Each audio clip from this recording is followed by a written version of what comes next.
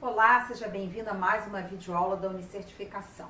Vou falar sobre investimento em imóveis e como se calcula a rentabilidade desse investimento em imóveis. Primeira observação é com relação a que o brasileiro adora investir em imóveis, né? Isso tem uma razão, certamente que tem, e essa razão é porque historicamente nós tivemos inflação muito alta, e na época da inflação muito alta era muito difícil você investir dinheiro, então acabava que todo mundo investia em imóveis, né? E imóvel dá aquela sensação de que é seguro, tá aqui, ó, não vai sair, não vai acabar, né? Não vai ter plano Collor, não vai ter plano nada, o imóvel tá aqui. Então era comum as pessoas gostarem de investir em imóvel, mas imóvel requer uma série de atenção, até porque a rentabilidade dos imóveis não é esse ó do bodó. É assim, uma rentabilidade para lá com a inflação. Então, para começar, eu quero dar algumas questões que são relevantes para quem vai investir no imóvel, quem está pensando em investimento em imóvel, né? Então, há 3 fatores fundamentais para a gente ver se aquele imóvel vai ser bom em termos de rentabilidade. E um deles é a localização, e é super importante, né? Onde está localizado esse imóvel? Esse bairro, né, ele tem possibilidade de crescimento. Se for um bairro já lotado, a gente não vê assim crescimento. Quem comprou apartamento na Barra quando eu era garota, né, ou seja, 40 anos atrás, aquilo era deserto, estava em crescimento, a Barra era longe. Então, ou seja, fez um ótimo negócio porque aquilo cresceu muito e rendeu muito dinheiro para quem comprou imóvel. Já hoje é outra coisa, já é um bairro bem urbanizado, né? Então a gente tem que ver se há possibilidade de crescimento naquele bairro, como está o processo de urbanização. Além disso, a gente tem que ver assim a vizinhança, os bairros vizinhos, porque se os bairros vizinhos já estiverem lotados, né? Então, você tem que expandir para algum lugar. Então, o próximo bairro a crescer vai ser o mais perto, aquele que ainda não está lotado. Então, foi assim, foi Leblon, São Conrado, e aí Barra da Tijuca, e agora é Recreio, e por aí vai, né? Então, aquelas áreas, né, Rio 2, enfim, que era deserto, hoje está lá, milhares de prédios no Rio de Janeiro, em frente a nossas Olimpíadas, né? Cresceu assustadoramente. Então, isso é muito importante, né? Porque no início ninguém quer comprar num bairro deserto, e aquilo deixa de ser deserto um dia.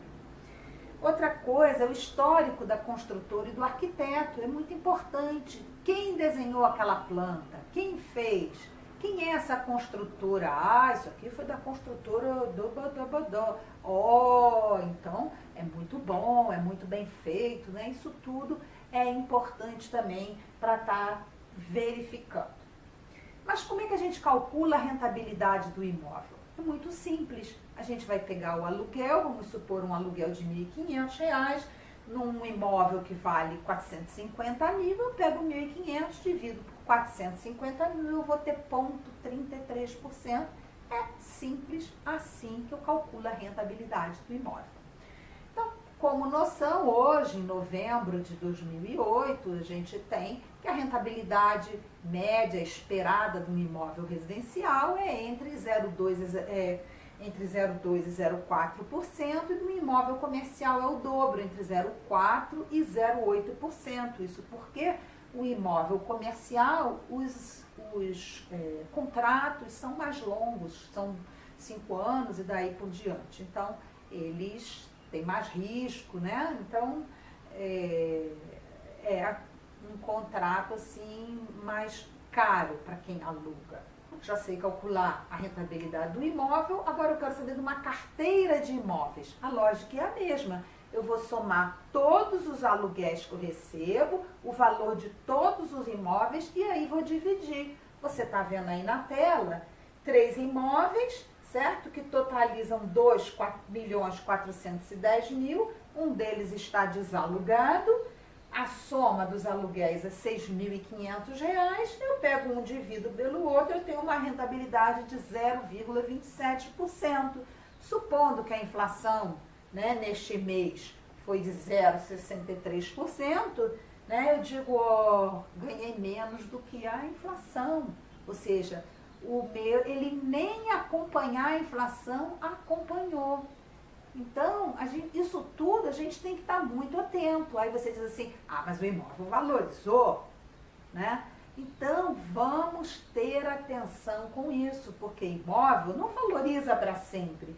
Imóvel perde até, tem o que se chama depreciação, porque o imóvel fica com a planta defasada. Hoje em dia todo mundo quer varanda gourmet, suíte em todos os quartos, e isso não tinha antigamente, né? Então, bairros, por exemplo, no Rio de Janeiro você tinha São Cristóvão, onde vivia nobreza, hoje em dia já não é um bairro tão valorizado assim, né? Então essas coisas acontecem, né? A mudança da área dos imóveis, a mudança do que a população ela exige que um imóvel tenha, o cano vai ficando velho, tem que trocar, o azulejo fica brega, né? Então, tudo isso vai depreciando o imóvel.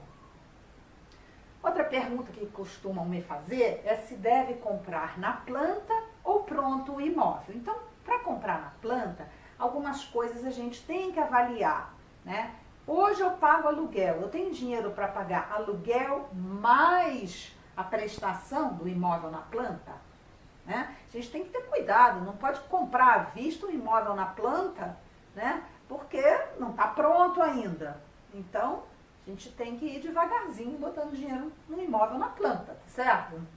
A obra pode atrasar, além disso, a obra pode nem iniciar. Você vai ver hoje um stand de vendas que está em construção, vai entrar em construção, um lançamento lindo, decoradinho, e a obra pode nem começar porque não conseguiram vender, né? Então a gente tem que estar antenado com essas coisas. Além disso, a construtora pode ter problemas legais, né? No Rio de Janeiro, na Barra da Tijuca, construíram lá 2, 3 torres, acho que 2.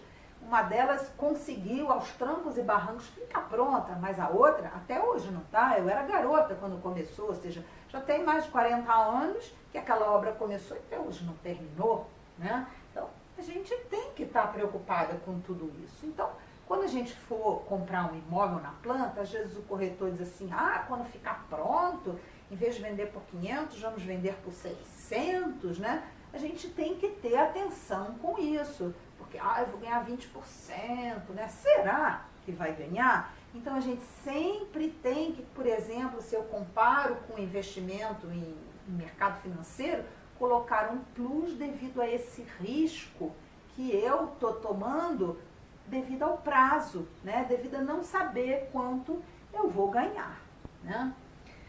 Casa própria não deve ser considerada um investimento, né? Então, tem gente que diz, não, esse apartamento que eu moro é um investimento. Não, porque você pode mudar, né? Você muito difícil é comprar um imóvel para ficar nele a sua vida toda. Não. É normal que as pessoas mudem, as famílias cresçam, você vai buscando um apartamento maior, você vai melhorando de vida, né? E às vezes acontece o contrário, os filhos casam, você fica com um apartamento muito grande, e muitas vezes você vende e vai morar num imóvel menor que te dê menos trabalho. Inclusive, o Gustavo Cerbasi, né? Eu estava lendo outro dia um material dele na internet e ele escreveu sobre isso, né? Que casa própria não é investimento. Acompanha comigo aí na tela. Ele diz, há uma pequena confusão feita por muita gente que precisa ser evitada sobre a compra da sua moradia como uma forma de investimento em imóveis. Trata-se de um raciocínio incorreto. Mesmo que haja bom potencial de valorização, a tendência é que você queira comprar outro imóvel ao vender sua casa em vez de reinvestir o dinheiro. Por isso, casa própria deve ser considerada como custo e não como investimento. Espero que você tenha gostado desta videoaula, que lhe ajude a pensar sobre investimento em imóveis e até uma próxima videoaula.